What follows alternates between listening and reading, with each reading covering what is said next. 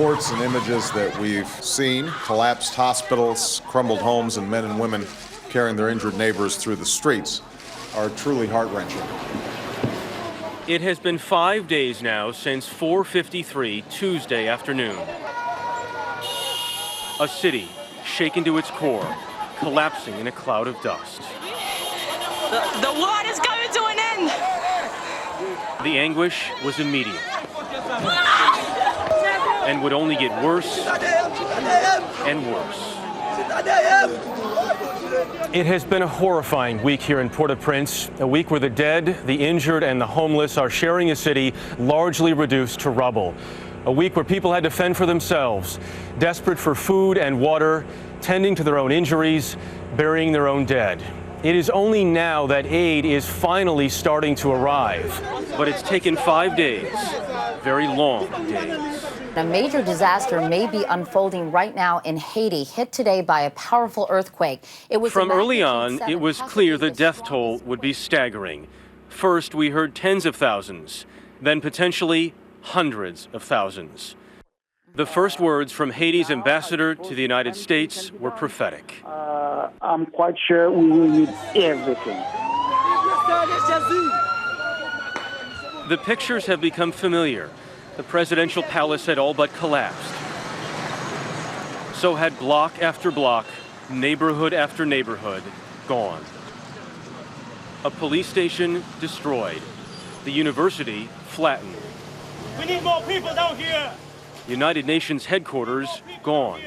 The few helpers that remained had to help themselves. Be careful now. Watch your footing. Everywhere, there were frantic efforts to pull people from the debris. Tons of debris. The few happy endings offset by horrific scenes on corner after corner. Port-au-Prince was on its own. As the sun rose on Wednesday, the earthquake's impact could be seen not just in the city, but in surrounding neighborhoods. In the best of times, Haiti is the poorest country in the Western Hemisphere. 4 out of 5 people here live in poverty. With hospitals collapsed and no doctors or ambulances in the streets, people realized it was up to them.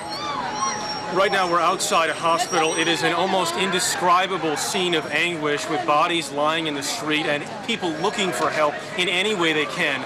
Right now there just isn't enough help available. Too many people die. There's no air, no hospital, no electricity, nothing. No food, no water, nothing.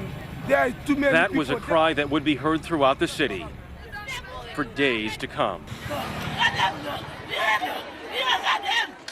This woman led us into the back of what was left of her home. We ran, and we made it to here. And when we came right here at this point, that's when it collapsed. She had barely gotten her children out alive. So And as we spoke with her, you have 6 children? Get out. the earth shook again. We just had to leave the building because there was an aftershock, so everyone who was inside had to come back out. You can see the concern is obvious on the streets right now. They don't want these buildings to keep shaking. They're worried about even more aftershocks. A well-justified worry. In Haiti, there are just absolutely no building standards. John Hassey is with the aid organization World Vision. Buildings are built on top of buildings, and there are no standards, so it's just unreinforced concrete going up. I've heard it many times, buildings are what kill people, and there's just all the buildings are falling in. The world began to respond. Across the United States, in Europe and Asia, search and rescue teams mobilized. In Port-au-Prince, a Coast Guard plane surveyed the city. The airport started filling up with planes. By nighttime, 24 hours after the quake, rescue squads were finally going into action. The only certainty was that they had an enormous job ahead. The tragic thing is we have no idea how many people have died. And still the living, homeless and outdoors, tried to keep their spirits up.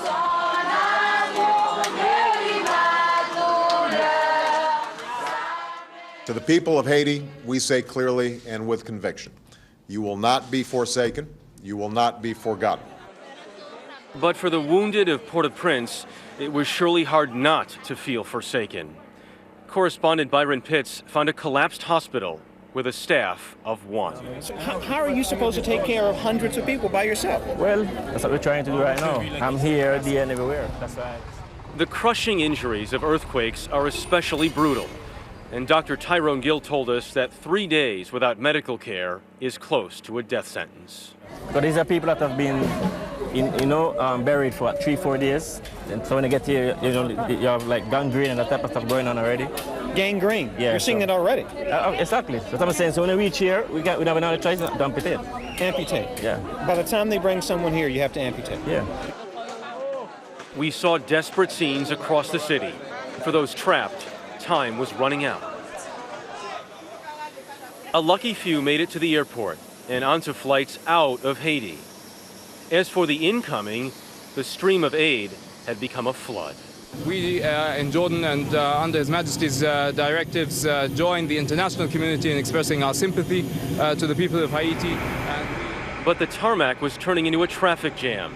So many planes and not enough room. The collapsed presidential palace became a symbol for the collapse of government authority. Given the aid logjam, some turned to looting. Mattresses became a most valuable commodity. President of Haiti, René Préval, reflected on his country's dire straits. A lot of people died. A lot of people are suffering. By Friday, aerials of Port-au-Prince showed just how severe the devastation was. About 1/3 of its buildings had been damaged or destroyed. The view from above showed the living, 300,000 homeless, and the dead. With temperatures rising into the upper 80s, the smell of death hovered over the city. Some bodies were burned in desperation. Yet still, there were small victories. A woman was pulled from the rubble of the Montana hotel. I said, thank you all for saving my life. Thank you. And the injured continued to fight. Among them, many children. Nearly half the population of Haiti is under the age of 18. His family died, his parents died. Katie Couric found a hospital bursting at the seams and one desperate little boy. 13-year-old Pierre LaRousse with a broken leg and a head injury. The boy held on tight, waiting for his grandmother to make her way to his side. Why? Why? At week's end, that question, why, was on the minds of so many Haitians. With a massive outpouring of international support, why was it taking so long? Still, there was hope on the horizon. The U.S. aircraft carrier Carl Vinson began launching helicopters, bringing in precious supplies of water. But there was no way to get it to all of the people. What's your biggest challenge right now? Our biggest challenge is being able to logistically distribute items in a secure manner. Holly Inureta was organizing sacks of hygiene kits and food for Catholic Relief Services. Does the situation get worse before it gets better? It does get worse because as aid is having trouble getting to the people get more anxious. We went along as supplies were delivered to the home of Lily Drace, who had welcomed 230 families into her backyard. I went and told them, listen, come. You have nowhere to go, you can come. And then I have all those people since then.